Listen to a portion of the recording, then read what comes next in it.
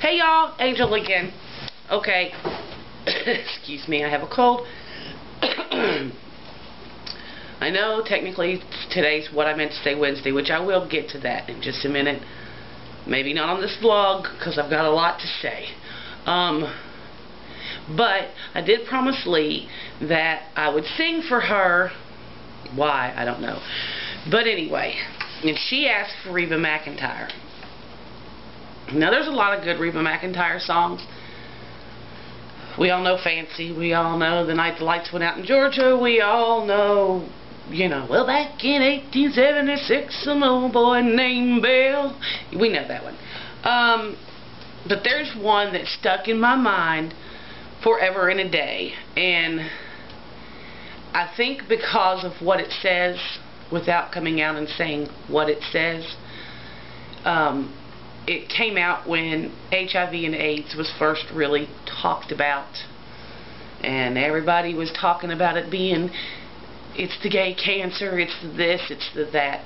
At the time I was going to school, I was in performing arts in high school, and there was a boy that did lights, excuse me, his name was Adam, and he was cute, and he was dreamy, and the big blue eyes and the blonde hair, and he was also a hemophiliac, which you would never know to look at him. But he had gotten tainted blood, so he was also HIV positive. But you would never know to look at him. And it made me angry for him that he had to keep this a secret because of the, what's the word? You know what I'm looking for. It's the labeling that comes with being HIV positive. It was nothing that he could help. It was nothing that he could cause. He just happened to be born with a disease that required he needed blood transfusions, and he got a bad one. So when this song came out, it meant a whole lot to me because it reminded me of Adam. Except this woman didn't have hemophilia. She was just a slut. Okay, she wasn't a slut. I'm sorry, that was wrong and that was bad. I'm sorry. But well, yeah, she was we'll just leave it at that. So this is for Lee, and you so owe me because I have the world's worst cold right now. She can account for all of the men in her past, where they are now, who they've married, how many kids they have.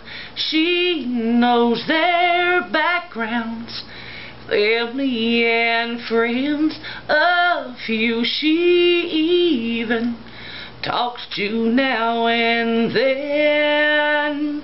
But there is one she can't put her finger on.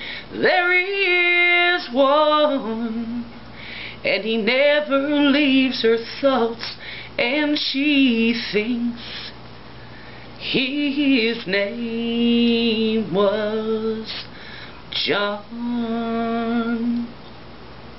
A chance meeting at a party a few years back.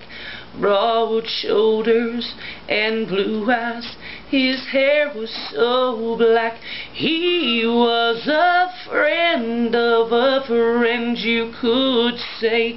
She let his smile just sweep her away, and in her heart, though she knew that it was wrong, but too much wine, so she left his bed at dawn, and she thinks his name was John. Now each day is one day that's left in her life. She won't know love, have a marriage, or sing lullabies. She lays all alone and cries herself to sleep. She let a stranger steal her hopes and her dreams. friends and all her friends say what a pity, what a loss. And in the end, when she was barely hanging on, all she could say was she thinks his name was John.